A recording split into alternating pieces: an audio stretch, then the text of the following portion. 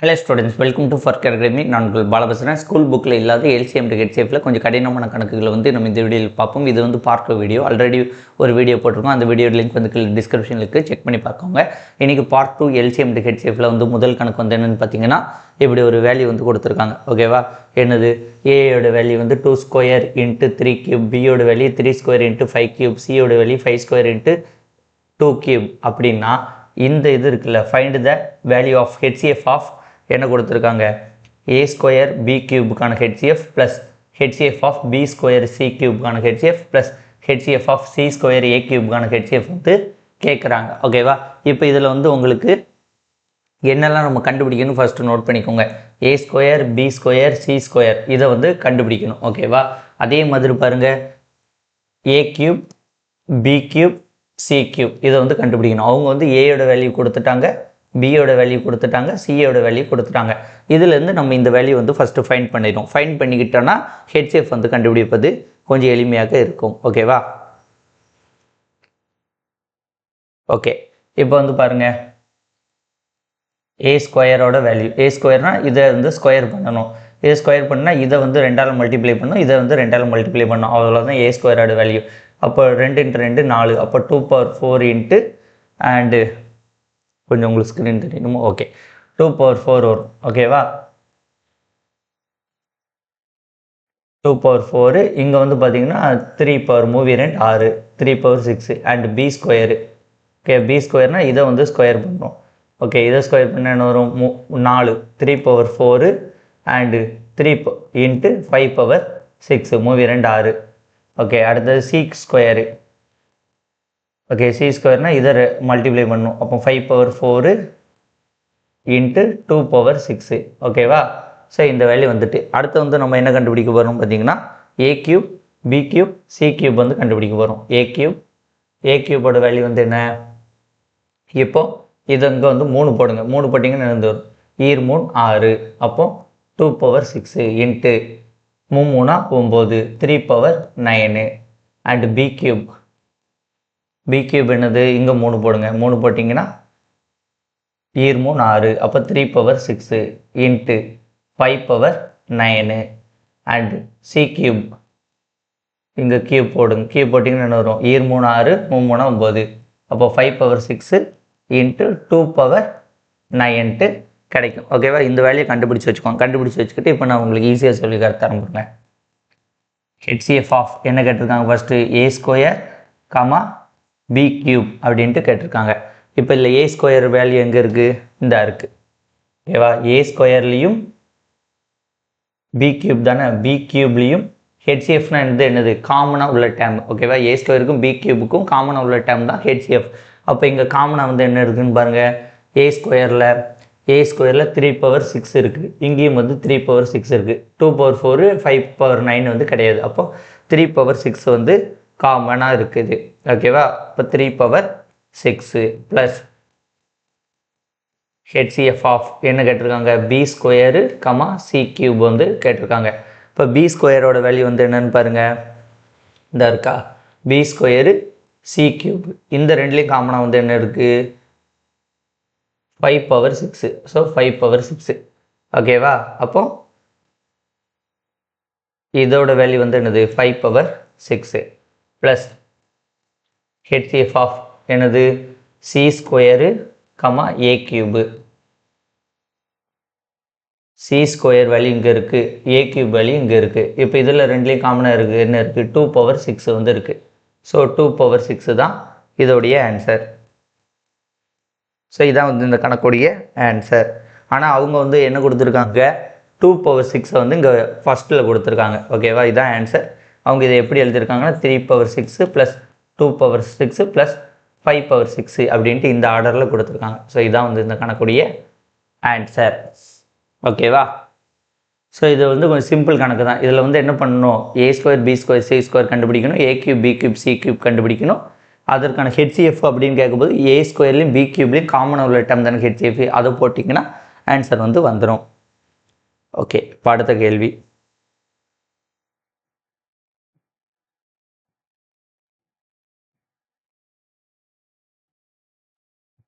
ஓகேவா?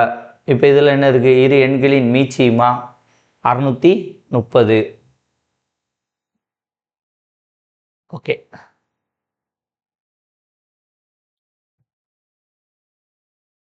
ஓகே இதில் என்ன கொடுத்துருக்காங்க, இரு எண்களின் மீச்சியுமா 630, அதாவது எல்சிஎம் வந்து என்னதான் 630. ஓகேவா, அண்ட் ஹெச்சிஎஃப் வந்து எவ்வளோவா 9. ஓகே, மேலும் அந்த இரு எண்களின் கூடுதல் வந்து பார்த்திங்கன்னா 153, அவற்றின் வித்தியாசம் என்னன்னு கேட்டிருக்காங்க. ஸோ இதை வந்து ஃபஸ்ட்டு இந்த கேள்வி வந்து ஃபஸ்ட்டு எழுதிக்கோங்க. ஓகேவா, இரு எண்களின் எல்சிஎம் அப்படிங்கிறது வந்து என்னதான் 630. ஓகேவா, அதே இரு எண்களின் ஹெச்சிஎஃப் அப்படிங்கிறது என்னவா 9. ஓகேவா, அந்த இரு எண்களின் கூடுதல், ஓகேவா இரு எண்களின் கூடுதல் வந்து எவ்வளவா 153. ஓகேவா 153. ஓகே, இரு எண்களின் வித்தியாசம் வந்து என்னன்ட்டு நம்மகிட்ட கேட்டிருக்காங்க. ஓகேவா,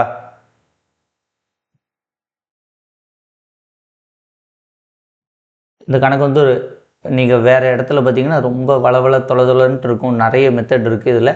அதில் நிறைய கொஞ்சம் குழப்படியாக வந்து வரும். ஸோ நான் உங்களுக்கு ஈஸியாக சொல்கிறேன். ஓகே, இப்போ இந்த 630 இருக்கா, இந்த ரெண்டையும் டிவைட் பண்ணுங்கள். 630 டிவைடட் பை 9.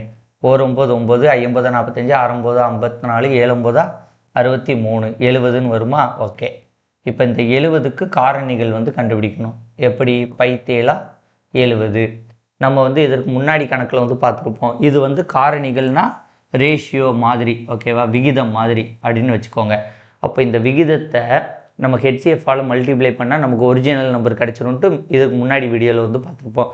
ஸோ அதே கான்செப்ட் தான். இப்போ இங்கே ஹெச்சிஎஃப் வந்து என்னது 9. ஸோ 9 வச்சு இந்த ரேஷியோவை மல்டிப்ளை பண்ணுங்க, எவ்வளவு 90 அண்டு 9 63. ஓகேவா,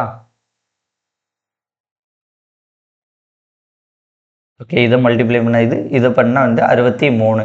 இப்போ இரு எண்களின் கூடுதல் 153 இருக்கா. இப்போ இதை எக்ஸ்ன்னு வச்சுக்கோங்க, இதை ஒய்ன்னு வச்சுக்கோங்க. எக்ஸு ப்ளஸ் ஒய்ன்னு வச்சுக்கோங்க. இந்த ரெண்டையும் கூட்டுங்க, 150 153ன்ட்டு வருது. அப்போ இந்த ரெண்டு எண்கள் வந்து எது 90 63 தான். நமக்கு என்ன கேட்டிருக்காங்க, எக்ஸோட வேல்யூ 90, நமக்கு ரெண்டோட வித்தியாசம் கேட்டிருக்காங்க. ஒய்யோட வேல்யூ 63. எத்தனை 7, 7னா 70, 90க்கு 27. ஸோ இந்த கணக்கோடைய ஆன்சர் வந்து பார்த்திங்கன்னா ஆப்ஷன் சி 27 தான் இந்த கணக்குடைய ஆன்சர். ஓகேவா, இந்த கணக்கை பொறுத்த வரைக்கும் என்னது, எல்சிஎம்ஐ ஹெச்சிஎஃப்ஆரில் வகுக்கணும். வகுத்து ஒரு நம்பர் கிடைக்க 17, அதோடைய காரணிகள் பார்க்கணும். பைத்தேலா 70. ஸோ அந்த காரணிகளை வந்து நம்ம என்னது, அது வந்து ஒரு விகிதம் மாதிரி, அதை வந்து ஹெச்சிஎஃப்ஆரில் மல்டிப்ளை பண்ணால் நமக்கு ஒரிஜினல் நம்பர் கிடைச்சிரும். ஸோ அந்த ஒரிஜினல் நம்பரை எடுத்துக்கோங்க. ஒரிஜினல் நம்பர் என்னது 90 63 கிடைக்கும். அப்போ எக்ஸோட வேல்யூ 90, ஒய்யோட வேல்யூ 63 எடுத்துக்கிங்கன்னா எக்ஸ் ப்ளஸ் ஒய் வந்து 153, எக்ஸ் மைனஸ் ஒய் வந்து எவ்வளவு 27ன்ட்டு உங்களுக்கு கிடைச்சிரும். இதே மாதிரி தான் அடுத்த கணக்கு கொடுத்துருப்பாங்க.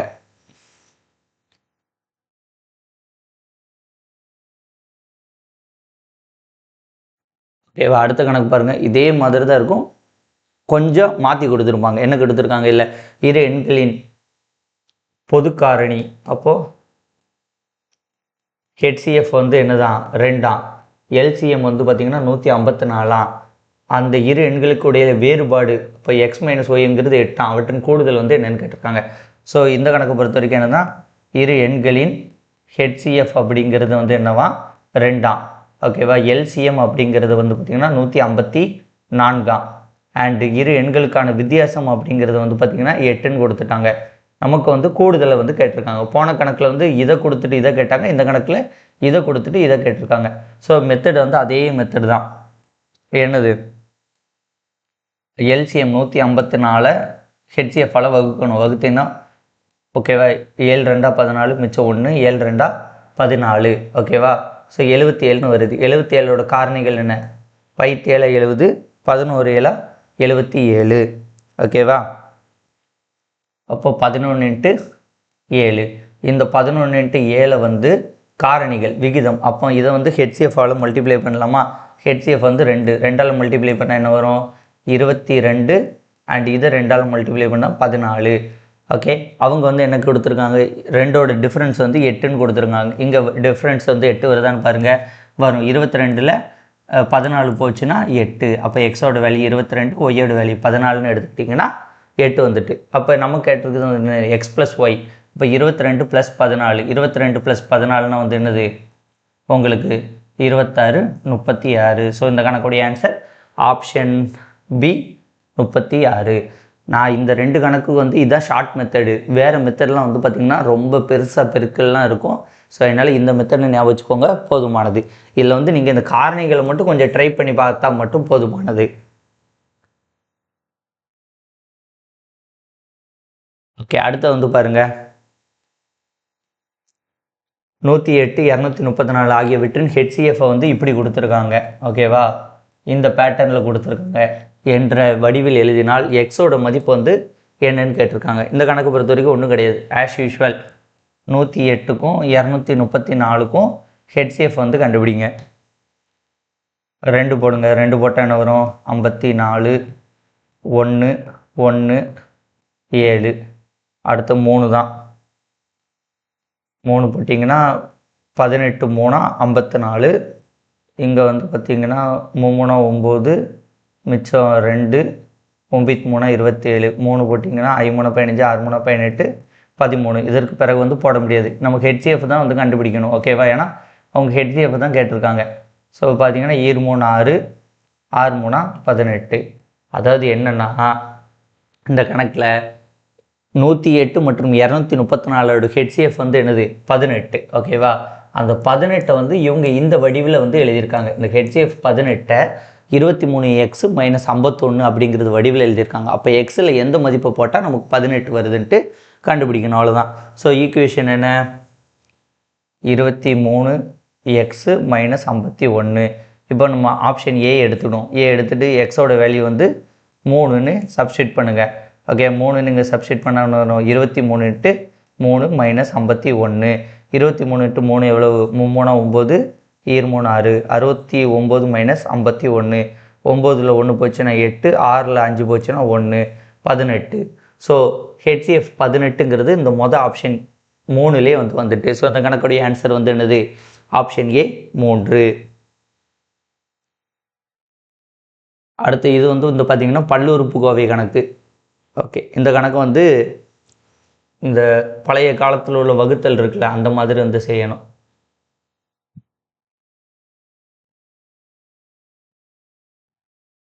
ஃபஸ்ட்டு வந்து இந்த பெரிய இது இருக்கா, இதை வந்து உள்ளே எழுதிக்கணும்.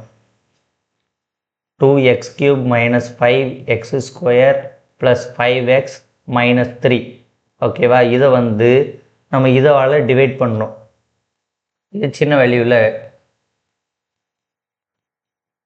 ஓகேவா, இப்போ எந்த நம்பரை போட்டால் இங்கே 2 வரும்? முதல்ல இங்கே x³ இருக்குது, இங்கே x³ இருக்குது.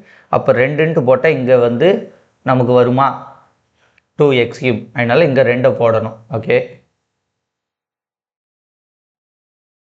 2. இப்போ 2ஆல் மல்டிப்ளை பண்ணால் என்ன வரும்? 2x³ இங்கே ப்ளஸ் இருக்குது, ப்ளஸ் 2x² மைனஸ் இந்த 2ஐயும் மல்டிப்ளை பண்ணிங்கன்னா -2x, இந்த 2ஐயும் மல்டிப்ளை பண்ணிங்கன்னா +4ன்னு வரும். ஓகேவா, இப்போ வந்து பார்த்திங்கன்னா நம்ம அடையாளத்தை மாற்றினா தான் அடி கொடுக்க முடியும். இப்போ இதுவும் ப்ளஸில் இருக்குது, இதுவும் ப்ளஸில் இருக்குது, 2ஐயும் கூட்ட தான் முடியும். அப்போ இதை அடி கொடுக்கணும். அடி கொடுக்கணும்னா நம்ம என்ன பண்ணணும்? இதை வந்து மைனஸாக மாற்றணும். அது ப்ளஸில் இருக்குது. அப்போ எல்லாத்துக்கும் சைனை மாற்றணும். ஒன்றுக்கு மட்டும் மாற்றக்கூடாது, எல்லாத்துக்கும் மாற்றணும். இப்போ இதில் ப்ளஸ் இருக்கா, அதனால் மைனஸ். இதில் ப்ளஸ் இருக்கா, அதனால் மைனஸ். இதில் மைனஸ் இருக்கா, அதனால் ப்ளஸ்ஸு. இல்லை ப்ளஸ் இருக்கா, அதனால் மைனஸ். அப்போ இந்த 2ஐயும் கேன்சல் பண்ணிடலாம். கேன்சல் பண்ணிட்டால் மீதி உங்களுக்கு என்ன வேல்யூ இருக்குது? இப்போ இது மைனஸு, இதுவும் மைனஸ். அப்போ 7. ஓகேவா, -5 - 2 எவ்வளவு? 7. 7x². இது ப்ளஸ்ஸு, இதுவும் ப்ளஸ்ஸு. அப்போ ப்ளஸ் 7x. இதுவும் மைனஸ், இதுவும் மைனஸ். அப்போ என்ன வேல்யூ வரும்? -7 அப்படின்ட்டு வந்துடும். இப்போ இதில் வந்து பார்த்திங்கன்னா உங்களுக்கு காமனாக வந்து எந்த டேர்மை வெளியே எடுக்கலாம்? -7 வந்து வெளியே எடுக்கலாம். இப்போ காமனாக -7 வெளியே எடுத்துட்டிங்கன்னா இங்கே x² இருக்கும், இங்கே ப்ளஸ் இருக்குது. -7 வெளியே எடுக்கிறதுனால இதில் -1xன்னு இருக்கும், அதனால் எக்ஸ்ன்னு போட்டுக்கோங்க. இதில் -7 வெளியே எடுக்கிறதுனால +1 இருக்கும். ஸோ இது வந்து ஆன்சரில் வந்து இருக்கும். இந்த இருக்கா, x² - x +1. இதுதான் வந்து ஆன்சர். நீங்கள் இதை வரைக்கும் செஞ்சுட்டு இங்கே ஆன்சரை போட்டிங்கன்னா இந்த கணக்கு தப்பு. ஓகேவா, ஸோ இந்த கணக்கு உங்களுக்கு மனப்பாடம். இது நிறைய டைம் வந்து கேட்ட கணக்கு. ஓகேவா, அதனால் இந்த கணக்கு உங்களுக்கு மனப்பாடம் இருந்து இந்த கணக்குக்கு இதிலேயே போட்டிங்கன்னா ஆன்சர் ஓகே. ஆனால் ஆக்சுவலாக வந்து இதோட முடிக்கக்கூடாது. இதுக்கு அடுத்த ஸ்டெப் வந்து ஒன்று இருக்குது. ஓகேவா? அது வந்து என்னென்னு பார்த்தீங்கன்னா இந்த வேல்யூ இருக்கா, இதை வந்து உள்ளே போடணும்.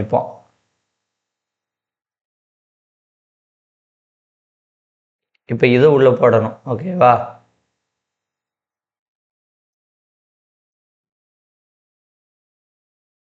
X cube plus X square minus x plus 2. ஓகேவா? இதை உள்ளே போட்டுட்டு இப்போ இதை வச்சு டிவைட் பண்ணணும். இதை வச்சு டிவைட் பண்ணும்போது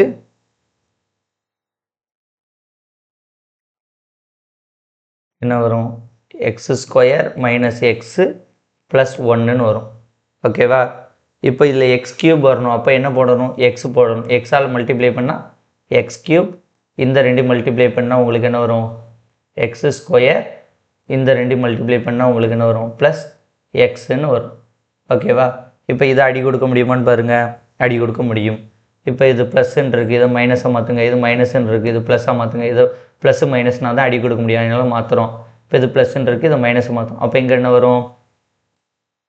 உங்களுக்கு எக்ஸ் ஸ்கொயர் ப்ளஸ் எக்ஸ்ன்னு இருக்குது. அப்போ 2x ஸ்கொயர் ரெண்டுமே ப்ளஸ் தான். இங்கே மைனஸ் இருக்குது. அப்போ மைனஸ் 2x ப்ளஸ் இந்த 2வை வந்து அப்படியே இருக்குங்க, ப்ளஸ் 2.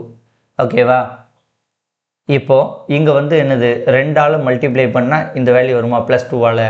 இப்போ ப்ளஸ் 2 போடுங்க. இப்போ 2x ஸ்கொயர், இப்போ இதை வச்சு மல்டிப்ளை பண்ணுங்க. மைனஸ் 2x இதில் அப்படின்னா ப்ளஸ் 2. ஓகேவா? இப்போ சைனை மட்டும் சேஞ்ச் பண்ணிக்கோங்க. சைனை சேஞ்ச் பண்ணால் மைனஸு, அப்போ கேன்சல் ஆயிரும். ப்ளஸ்ஸு மைனஸு கேன்சல் ஆயிரும். இதில் மைனஸ் இருக்குது, அப்போ ப்ளஸ் ஆகும். இங்கே ப்ளஸ் இருக்குது, அப்போ மைனஸ் ஆகும். அப்போ plus minus 2x plus 2x cancel, plus 2 minus 2 cancel, 0ன்னு வருதா? எப்போ வந்து உங்களுக்கு வேல்யூ வந்து 0 வருதோ அதை எதால் வச்சு வகுக்கிறீங்களோ அதான் வந்து உங்களுடைய ஆன்சர். எப்போ 0 வருதோ அப்போ இந்த வேல்யூ இருக்கா, எதை வச்சு வகுக்கிறீங்களோ அதான் ஆன்சர். இப்போ ஆன்சர் வந்து என்னது? X square minus x plus 1.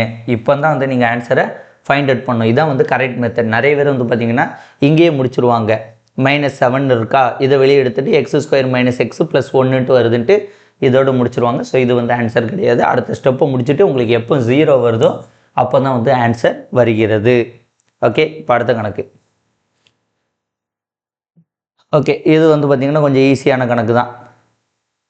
இது வந்து ஃபஸ்ட்டு டி மெத்தடில் வந்து செய்யணும். ஓகேவா? இதுக்கு வந்து a square minus B square ஃபார்மெட்டில் இருக்குது, அந்த இதில் செய்யணும். இதை வந்து ஒன்றும் செய்ய வேண்டாம். செஞ்சால் இதோடைய எல்சிஎம் வந்து கண்டுபிடிக்கணும். ஓகே, இப்போ வந்து பாருங்கள். இப்போ இந்த ரெண்டையும் மல்டிப்ளை பண்ணணும். ஓகேவா? சாரி, இந்த ஓகே, ஏதோ ஒரு 2 நம்பரை பெருக்கும்போது 42 வரணும். ஏதோ ஒரு 2 நம்பரை கூட்டும் போது -13 வரணும். ஓகே, ஏதோ 2 நம்பரை பெருக்கும் போது ப்ளஸ் 42 வரணும். ஏதோ 2 நம்பர் கூட்டும் போது -13 வரணும். 5 35, 6 42. ஓகேவா? இப்போ இதில் சைன் எப்படி போடணும்னா மைனஸையும் பெருக்குனா ப்ளஸ் வரும். ஓகேவா? ப்ளஸ் இன்ட்டு ப்ளஸ் வந்து ப்ளஸ்ஸு தான். அடுத்தது மைனஸ் இன்ட்டு மைனஸை வந்து பெருக்குனிங்கன்னா அதுவும் வந்து ப்ளஸ்ஸு தான். ஓகேவா? ஸோ ஏதாவது ஒரு மைனஸ் வந்துருந்துச்சுன்னா அது மைனஸு.